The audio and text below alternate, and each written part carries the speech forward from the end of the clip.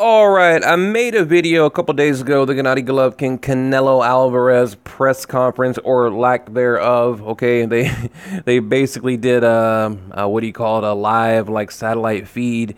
You know, Team Canelo on the left, Team Golovkin on the right. You know, it's kind of a, I don't know, looked like a cheap production to me, something that I could probably recreate with 2 cell phones and a camera. And I was wondering, like, why isn't anyone out there talking about it, right? I mean, it seems like, you know, in this critical world of social media, I haven't heard much criticism about it. You know, there's no press tour. There's not, you know, I haven't really seen any commercials or nothing building up to the fight.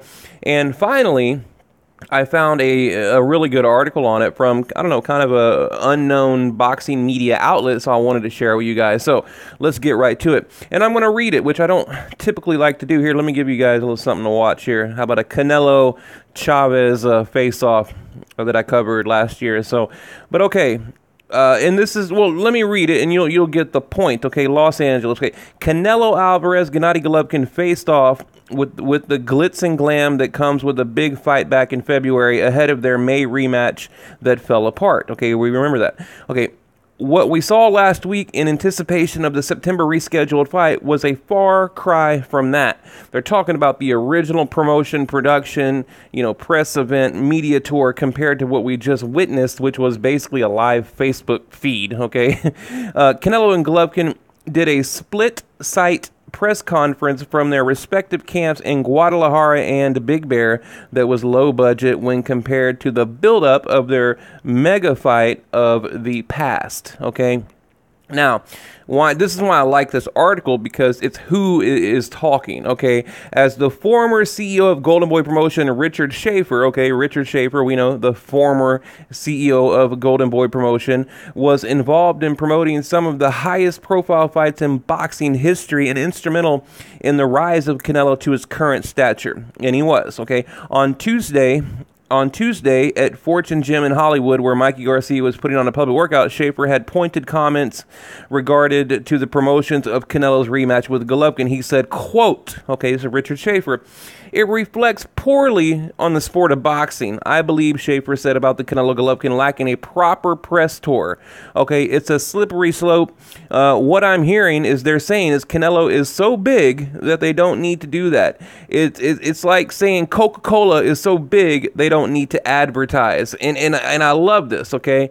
You know, he's saying that basically Canelo is such a big deal. He's a megastar, a pay-per-view king. We don't need to promote it, okay? Look, Canelo carries the weight, carries the show, and that's it. And I think they're making a huge, huge mistake, okay? Now, let me continue on. He says, "If I or Bob Arum were the promoter, it wouldn't have happened. Looking at their production and everything, it was amateur hour." Woo, damn. Oh, my goodness. But it was amateur hour, amateur night at the Apollo. Okay, he goes on to say, "The rematch between Canelo and Golovkin has such a natural storyline, and it's quite clear that these two guys don't like each other. The first fight, we saw the two act respectfully, okay, towards each other and do 1.3 million pay-per-view buys.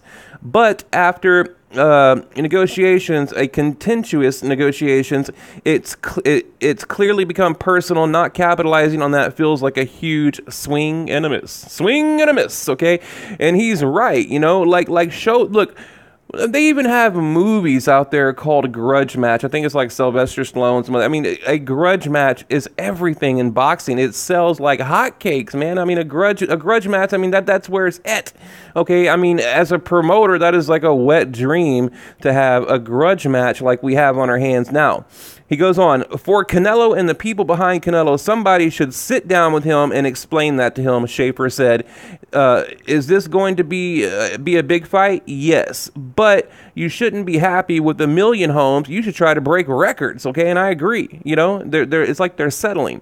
And remember, Mayweather and Pacquiao did the same thing, but that was a much bigger fight, okay? You know, as far as on a promotional, you know, platform, that was a bigger fight.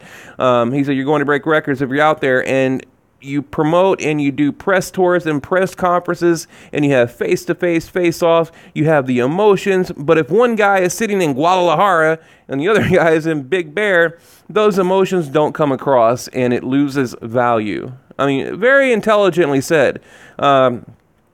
I don't know what this says. With no Deontay Wilder-Anthony Joshua fight on the horizon, the Canelo and Golovkin rematch is the only mega fight scheduled to place in the boxing ring in 2018. Yet the split-site press conference from last week is expected to the only time after fighter will interact with. Basically, they're saying, you know, all we're going to get is this BS, you know, live Facebook feed, you know, Canelo on the left, Golovkin on the right. And yeah, it's doing the boxing fans a disservice. I mean, that's what he's saying. And they're making a huge mistake. And I wholeheartedly agree with these guys. They are making a huge, let me back it up a little bit, a ginormous mistake. I mean, yeah, the original fight did 1.3 million, but they could break records. I mean, look, if they could cross over to the casual fans, you know, get into the living rooms, into the homes of the everyday American, the average Joe, whatever, it could be huge. It could be huge. So I'm expecting the rematch to do probably a little less than the original fight did. That's what I think. I don't think it's going to hit 1.3. I think it'll hit around 1 million, which, you know, hey, that's still big money. That's big boy money. That's you know, that's big bucks, and that's okay. But like he said, you know, it's a swing and a miss. They're missing a golden opportunity here. And forget about the money. Okay, forget about put the money aside. What about the fans? You know, they're relying on the boxing public to fund it, right? I mean, we have to pay for this. You got to buy the pay-per-view. You have to listen to my videos. You have to do this. You know, we are funding this, okay? This is like, you know, so, I mean, why? I just don't understand why. What is the big deal about, you know, going to Vegas or New York or Mexico or wherever, you know? Just, yeah, and look, I know the fighters, they don't like it. It's inconvenient. It's, you know, taxing and whatever. But, you know, now they're about to be in their training camps. But, you know, the past 2 or 3 weeks, they could have had a quick media tour, you know, at least a media tour, you know, kind of like Pacquiao. I think it was Pacquiao Mayweather. I believe they did that one big press event, and that was pretty much it.